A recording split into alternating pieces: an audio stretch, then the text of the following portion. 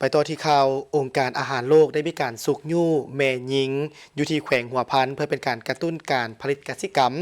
และการเลี้ยงสัตว์แนใส่ในการรับประกันความมั่นคงทางด้านเสบียงอาหารในวันที่ 11 พฤษภาคม 2026 ที่แขวงหัวพันองค์การอาหารโลกได้มอบเงินสวยเหลือสุกยู่แม่หญิงอยู่แขวงหัวพันเพื่อเป็นการกระตุ้นการผลิตกสิกรรมรับประกันความมั่นคงด้านเสบียงอาหารโดยผ่านภายใต้โครงการส่งเสริมการผลิตกสิกรรมให้แก่แม่หญิงเพื่อเป็นการปรับตัวเข้ากับการเปลี่ยนแปลงดินฟ้าอากาศจำนวน2ตื้อ500ล้านกว่ากีบมอบโดยทานมาร์คอันเดโปรสผู้อำนวยการและต่างหน้าองค์การอาหารโลกหับโดยทานบุญวิไซกงปาลีรองประธานคณะกรรมการปกครองแขวงหัวพันโดยมีภาคส่วนที่เกี่ยวข้องเข้าร่วมการสนับสนุนเงินในครั้งนี้แมนได้มอบให้แก่แม่หญิงสาวกสิกรจำนวน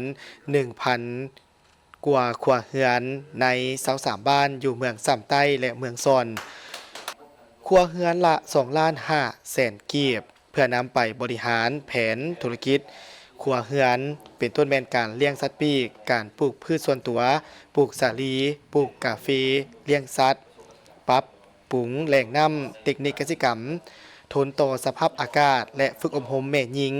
การจัดการความเสี่ยงรับประกันครอบครัวให้มีอาหารเพียงพอในการกินหรือว่าใช้ในชีวิตประจำวันมีรายรับปลอดภัยและฟื้นตัวได้ไวเมื่อเกิดภัยพิบัติหลังจากได้รับการฝึกอบรมทางด้านการเงินทีมงานได้นำพาประชาชนสร้างแผนการปฏิบัติกิจกรรมโดยกำหนดหน้าเวียกหรือกิจกรรมที่ครัวเรือนเขาเจ้าได้มีการจัดตั้งปฏิบัติตัวจริงในฤดูฝนปี 2026 นี้โดยแนะใส่ในการนำใช้เงินทุนช่วยเหลือที่ทางโครงการมอบให้สมทบกับทุนของครอบครัวของเขาเจ้าเองพร้อมกันนั้นในโครงการยังได้มีแผนสืบโตและยังสมทบให้อำนาจการปกครองแขวงเมืองบ้านติดตามสุกยู่การจะตั้งปฏิบัติเพื่อให้เกิดผลต่อการผลิตที่แท้จริงเพื่อสร้างอนาคตการผลิตกสิกรรมที่ยืนยงและรับประกันความมั่นคงทางด้านเสบียงอาหาร